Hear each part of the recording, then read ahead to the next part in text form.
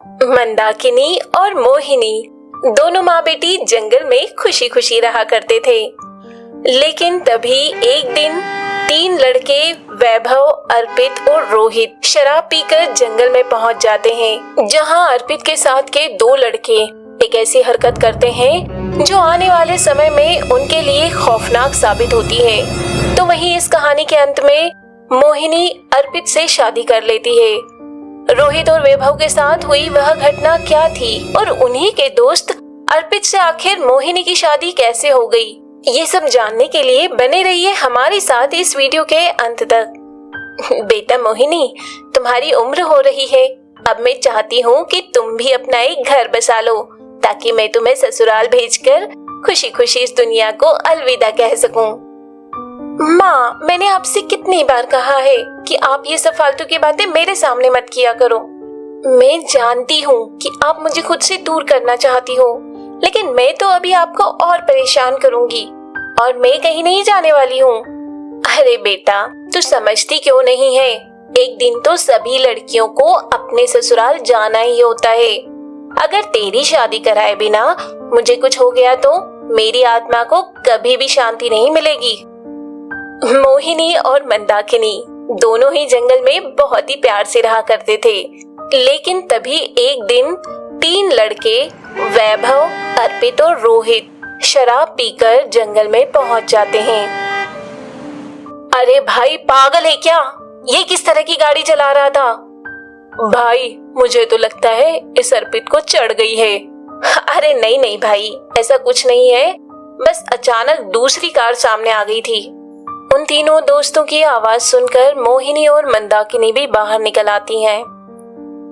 माँ, यह कैसी आवाज थी? इतनी रात गए जंगल में कौन आया होगा? तो यहीं ठहर बेटा, मैं अभी देख कर आती हूँ। ऐसा कहकर मंदाकिनी उन लड़कों की तलाश में जाने लगती है कि तभी मोहिनी उसे रोक लेती है और अपनी माँ से कहती है, माँ, आपकी उम्र हो चुकी है, इसलिए आप यहीं रुकिए, मैं देख कर आती हूँ। थोड़ी देर बात करने के बाद मोहिनी और उसकी माँ तय करते हैं कि वे दोनों ही वहां जाएंगी। दोनों जाकर देखती हैं तो वहां उन्हें रोहित, वैभव और अर्पित दिखाई देते हैं। माँ, मैं रूप बदलकर जाकर देखती हूँ कि वहां क्या चल रहा है। ऐसा कहकर मोहिनी एक गांव की महिला का रूप धारण कर लेती है और उन तीनों लड़कों के पास से गुजरती है। मोहिनी को देखकर अर्पित कहता है, एक्सक्यूज मी मैम, अरे सुनिए तो। जी, आप लोग कौन हैं और इतनी रात को जंगल में क्या कर रहे हैं? जी, वो हमारी कार खराब हो गई थी तो हम गलती से यहाँ आ गए थे। वैसे आप इतनी रात को यहाँ क्या कर रही हैं? आपको डर नहीं लगता है क्या? जी, मेरा घर पास में ही है, इसलिए मुझे डरने की कोई जरूरत नहीं है। यह जंगल बहुत ही खतरनाक है, इसलिए आप लोग जल्द से जल्द यहाँ से चले जाओ। ऐसा कहकर मोहिनी वापस जाने लगती है। अर्पित, वैभव और रोहित तीनों ही मोहिनी को बहुत ही गौर से देख रहे होते हैं और आपस में बातें करने लगते हैं। भाई, यह औरत इतनी रात को जंगल में क्या कर रही थी? मुझे तो कुछ गड़बड़ लग रही है। अरे, अभी तो उसने बताया कि जंगल में ही उसका घर है। वैसे भी हमें क्या करना, हमारी गाड़ी चालू होते ही हम यहाँ से चले जाएंगे। मैं तो कहता हूँ चलो उस औरत का पीछा करते हैं, हमें सब पता चल जाएगा। नहीं नहीं, मैं कुछ नहीं जानता, हमें गाड़ी चालू करने की कोशिश करनी चाहिए। अर्पित के बार बार समझाने पर भी उसके दोनों दोस्त वैभव और रोहित उसकी बात नहीं मानते हैं और आखिर में मजबूरन अर्पित को भी उनके साथ मोहिनी के पीछे जाना ही पड़ता है। वे तीनों झाड़ियों के पीछे छिपकर देखते हैं तो मोहिनी उसी औरत के रूप में आगे चल रही होती है, तो वहीं मंदाकिनी नागिन के रूप में अपनी बेटी मोहिनी के पीछे चल रही होती है। अरे यह क्या? उस औरत के पीछे तो एक सांप है।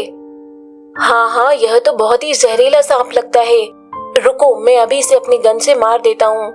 नहीं नहीं, अगर तुम गन चलाओगे तो सांप के साथ वो बेचारी औरत भी डर जाएगी, इसलिए हमें ऐसे ही उसके पीछे चलना चाहिए।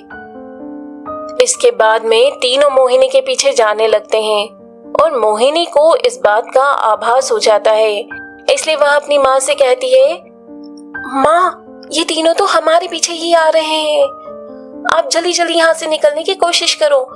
अगर मैंने अभी रूप बदला तो ये सब जान जाएंगे कि मैं एक इच्छाधारी नागिन हूँ, और तब हम लोगों पर खतरा और भी बढ़ जाएगा। रुकिए रुकिए, सुनिए, आपके पीछे एक जहरीला सांप चल रहा है। अरे सुन लीजिए, वरना वह जहरीला सांप आपको काट लेगा। उन तीनों की आवाज सुनकर मोहिनी दौड़कर वहां से आगे चली जाती है और अपना नागिन का रूप लेकर किसी पेड़ पर छुप जाती है। लेकिन वे तीनों लड़के मंदाकिनी को पकड़ लेते हैं और उस पर लाठियों से जोर जोर से वार करने लगते हैं। मोहिनी दूर पेड़ पर बैठी हुई अपने माँ के साथ ये सब होता हुआ देख रही होती है, लेकिन चाहकर भी अपनी माँ की मदद नहीं कर पाती है। अर्पित अपने दोनों दोस्तों को रोकने की कोशिश करता है, लेकिन वैभव और रोहित उसकी बात ना मानते हुए बेचारी मंदाकिनी को लाठी से पीट पीट कर मार डालते हैं। अरे यार, यह क्या कर डाला तुम लोगों ने? इस बेचारे सांप को मारने की क्या जरूरत थी? तुम चुप रहो अर्पित, तुम्हें पता नहीं क्या, अगर हम इसे नहीं मारते तो यह सांप बेचारी उस औरत को काट लेता और फिर उसकी मौत भी हो सकती थी। वैसे वह औरत गई कहाँ? वह देखने में तो बहुत ही सुंदर थी, कम से कम उसे हमें एक थैंक यू तो बोलकर ही जाना चाहिए था। हम लोगों से आज एक बहुत बड़ा पाप हो गया है, हमें अब यहाँ से तुरंत ही निकल जाना चाहिए। इसके बाद वे तीनों अपनी कार को किसी तरह स्टार्ट करके जंगल से निकल जाते हैं और उनके जाते ही मोहिनी भी पेड़ से उतरकर अपनी माँ के पास आ जाती है और रोते हुए कहती है, माँ माँ उठिए, माँ उठिए, माँ माँ, हमने उन इंसानों का क्या बिगाड़ा था जो उन्होंने आपकी जान ले ली। मैं उन तीनों को नहीं छोड़ूंगी, उन्होंने आपको तड़पा तड़पा कर मारा है, मैं भी उन्हें तड़पा तड़पा कर मारूंगी। मैं उन्हें एक एक सांस के लिए भीख मांगने पर मजबूर कर दूंगी। अपनी माँ की मौत का बदला लेने के लिए मोहिनी भी शहर आ जाती है और उन तीनों लड़कों की तलाश शुरू कर देती है। बहुत समय तक ढूंढने के बाद आखिरकार उसे वैभव का पता चल ही जाता है, जो कि एक बिजनेसमैन होता है। वैभव को अपने जाल में फंसाने के लिए मोहिनी एक सुंदर महिला बनकर उसके घर में जाती है। Hello sir. वैभव मोहिनी को देखता है तो देखता ही रह जाता है। जी बताइए, क्या हुआ? सर, मुझे एक नौकरी की तलाश है और मैंने सुना है कि आपको भी एक एम्प्लॉय की तलाश है, तो क्या आप मुझे अपने यहाँ नौकरी पर रख सकते हैं? देखिए, मैं ऐसे तो किसी को इतनी आसानी से अपने साथ नौकरी पर नहीं रखता हूँ, लेकिन आप क्योंकि मेरे घर तक आई हैं, इसलिए मैं आपका इंटरव्यू जरूर लूंगा। ठीक है, तो फिर आप अंदर आ जाइए। वैभव अंदर चला जाता है और मोहिनी पीछे से दरवाजा बंद कर देती है। वह जैसे ही पीछे मुड़ता है तो वह देखता है कि उस खूबसूरत लड़की की जगह पर एक खतरनाक नागिन उसके सामने खड़ी होती है। लेकिन इससे पहले कि वैभव अपनी जान बचाने के लिए कुछ कर पाता, मोहिनी उसे अपने जहरीले दांतों से डस लेती है और वैभव वहीं तड़पने लगता है। बचाओ, बचाओ, मुझे कोई बचाओ। तभी मोहिनी भी अपने इंसानी रूप में आ जाती है और वैभव को तड़पता हुआ देखकर उससे कहती है, तड़प तड़प, तुझे भी तड़पना होगा, ठीक वैसे ही जैसे मेरी माँ को तुम लोगों ने तड़पा तड़पा कर मारा था। उन्होंने क्या बिगाड़ा था तुम्हारा, लेकिन फिर भी तुम लोगों ने उन्हें उनकी आखिरी सांस निकलने तक पीटा था, है ना? तो अब तुम सबकी बारी है। वैभव मोहिनी की बात समझ पाता उससे पहले ही उसके प्राण निकल जाते हैं। मोहिनी भी वहां से जाने ही वाली होती है कि तभी वैभव का मोबाइल बजता है। मोहिनी जब मोबाइल उठाकर देखती है तो उसमें रोहित का ही कॉल आ रहा होता है। यही है दूसरा लड़का, लगता है यह भी अपने पापों की सजा जल्दी पाना चाहता है। मोहिनी रोहित का कॉल उठाती है और वैभव की आवाज में उससे बात करती है। हेलो, कहाँ रह गया भाई? यहाँ मेरे बर्थडे की सारी तैयारियां हो चुकी हैं, बस अब तुम लोग यहाँ पहुंच जाओ, तो हमारी पार्टी स्टार्ट हो। इसी बहाने से मोहिनी को रोहित का एड्रेस भी पता चल जाता है और मोहिनी रोहित की बताई हुई जगह पर पहुंच जाती है, जहां रोहित अपना बर्थडे एंजॉय करते हुए अपने बाकी के दोस्तों का आने का वेट कर रहा होता है। मोहिनी रोहित की आंखों के सामने नागिन से इंसान बन जाती है और यह सब देखकर रोहित बहुत ही ज्यादा डर जाता है। अरे अरे कौन हो तुम? और अभी मैंने जो देखा वो क्या था? मैं तेरी मौत हूँ, मौत, और आज तुझे मुझसे कोई भी नहीं बचा सकता है। लेकिन मैंने तुम्हारा क्या बिगाड़ा है? तुम मुझे क्यों मारना चाहती हो? तू मेरी दुनिया उजाड़ कर मुझसे ही पूछ रहा है कि मैंने तुम्हारा क्या बिगाड़ा है? तूने और तेरे बाकी के दोस्तों ने मिलकर उस रात जंगल में मेरी माँ को लठ से पीट पीट कर मार डाला था। याद आया कुछ? मैं उस दिन तो अपनी माँ को नहीं बचा पाई थी, लेकिन जिस तरह से मेरी माँ ने दम तोड़ा था ना, इस तरह से आज तू भी खुद को मरते हुए देखेगा। मोहिनी की बात सुनकर रोहित को सब कुछ समझ में आ जाता है और वह तुरंत ही मोहिनी के सामने गिड़गिड़ाने लगता है। मुझे माफ कर दो, मुझे नहीं पता था कि तुम्हारी माँ एक इच्छाधारी नागिन है और मैंने तो उस दिन तुम्हें बचाने के लिए ही उस सांप को मारा था ना।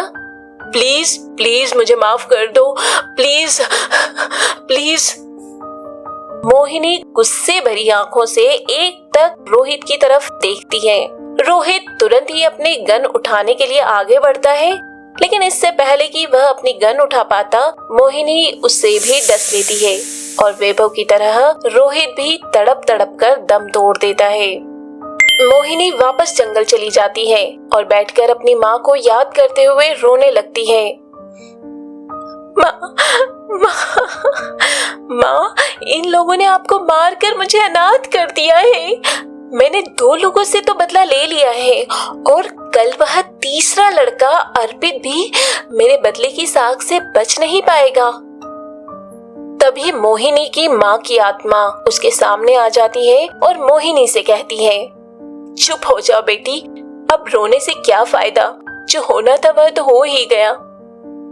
माँ, आपके जाने के बाद से मैं बहुत अकेली हो गई हूँ। उस तीसरे लड़की को मारकर मैं भी आपके पास आ जाऊंगी। बेटा पागल मत बनो, मेरे साथ जो होना था वो हो गया। अब उस बदले की आग में जलकर तुम अपना जीवन बर्बाद मत करो। वैसे भी तुम जिस तीसरे लड़की की बात कर रही हो, उसने मुझे नहीं मारा है, बल्कि उसने तो मुझे बचाने की कोशिश ही की थी। बेटा, मैं अभी भी चाहती हूँ कि तू अपना घर बसा ले, ताकि मेरी आत्मा को मुक्ति मिल सके। मैं तुझसे हाथ जोड़कर कहती हूँ कि इस बदले की भावना को छोड़ दे। ऐसा कहकर मोहिनी की माँ की आत्मा वहाँ से गायब हो जाती है। माँ, मैं जानती हूँ कि आप ये सब बातें मुझे रोकने के लिए कह रही हैं, लेकिन जब तक वो तीसरा लड़का जिंदा है, मैं चैन से नहीं रहूंगी। अगले दिन अर्पित की तलाश में मोहिनी फिर से शहर जाती है। मोहिनी लगभग अर्पित के घर पहुंच ही गई थी कि उसे पीछे से किसी की आवाज आती है। रुक जा नागिन। मोहिनी पीछे मुड़कर देखती है तो एक सपेरा उसके पीछे खड़ा होता है। कौन नागिन? तुम पागल हो क्या? सड़क चलती लड़की को नागिन कह रहे हो? तू कितना भी छल कर ले, लेकिन मेरी आंखों से बच नहीं पाएगी। अब चुपचाप इस टोकरी में आ जा, वरना मैं अभी बीन बजाकर तुझे काबू में कर लूंगा। सपेरे की बात सुनकर मोहिनी भागने की कोशिश करती है, लेकिन तभी सपेरा बीन बजा देता है और मोहिनी नागिन में बदल जाती है। इतने में ही अर्पित भी वहां आ जाता है और सपेरे से कहता है, यह क्या कर रहे हो तुम? एक बेजुबान जानवर को परेशान करते हुए तुम्हें शर्म नहीं आती है क्या? तू अभी नादान है बेटा, चला जा यहाँ से, वरना अच्छा नहीं होगा। तुम इसे आजाद कर दो, बदले में जितने भी पैसे चाहिए मुझसे ले लो। बहुत देर तक समझाने के बाद भी जब सपेरा अर्पित की बात नहीं मानता है, तो उन दोनों के बीच सांप की टोकरी को लेकर छीना झपटी होने लगती है और वह टोकरी नीचे गिर जाती है, जिससे नागिन भी आजाद हो जाती है। रुक, अभी तुझे बताता हूँ। ऐसा कहकर वह सपेरा अर्पित पर एक दवाई डाल देता है, जिससे अर्पित बेहोश हो जाता है। लेकिन इतने में ही मोहिनी सपेरे को मार डालती है और अपने इंसानी रूप में आ जाती है। यह तो वही तीसरा लड़का है, लेकिन मैं इसे ऐसे नहीं मारूंगी। मेरी माँ ने मेरी आंखों के सामने दम तोड़ा था ना, मैं भी तुझे तेरी माँ के सामने तेरा गुनाह बताते हुए मारूंगी। ऐसा सोचकर मोहिनी अर्पित को बेहोशी की हालत में उसके घर ले जाती है, जहाँ अर्पित की माँ मोहिनी को उसकी गर्लफ्रेंड समझ लेती है और उसे अर्पित के साथ ही कमरे में रुकने के लिए कहती है। मोहिनी रूप बदलकर अर्पित के कमरे से बाहर निकल रही होती है कि कुछ लोग मोहिनी को नागिन रूप में देख लेते हैं और उसे मारने लगते हैं। क्या कर रहे हो तुम लोग? इस बेजुबान जानवर को मारने पर क्यों तुले हो? जाने दो इसे। मैं उस दिन जंगल में उस बेचारे सांप को नहीं बचा पाया था, लेकिन अगर आज किसी ने भी इस बेजुबान जानवर को हाथ लगाया तो मैं उसे नहीं छोड़ूंगा। इस तरह से उस वक्त अर्पित मोहिनी की जान बचा लेता है और बाद में मोहिनी एक बार फिर से इंसानी रूप में अर्पित के कमरे में आ जाती है। मोहिनी अर्पित को मारने की कोशिश करती है, लेकिन वह ऐसा नहीं कर पाती है। मैं इसे मार क्यों नहीं पा रही हूँ? बेटा, यह बहुत ही अच्छा लड़का है। इसने उस दिन भी मुझे बचाने की कोशिश की थी और आज तो तेरी इसने जान भी बचाई है। उन दोनों लड़कों के मारने के बाद तेरा बदला पूरा हो चुका है और अब तुझे अपने आगे के जीवन के बारे में सोचना चाहिए। उस दिन के बाद से मोहिनी भी अर्पित को चाहने लगी थी, इसलिए आगे चलकर वह उससे शादी कर लेती है, जिससे उसकी माँ की आत्मा को शांति मिल जाती है और मोहिनी को भी हमेशा के लिए इंसान रूप मिल जाता है। तो दोस्तों, ये थी बहू बनी नागिन की कहानी। अगर ये कहानी आपको अच्छी लगी हो तो वीडियो को लाइक कर चैनल को सब्सक्राइब जरूर करें, साथ ही अपने दोस्तों को भी शेयर करें ताकि वो भी इसका आनंद ले पाएं। धन्यवाद।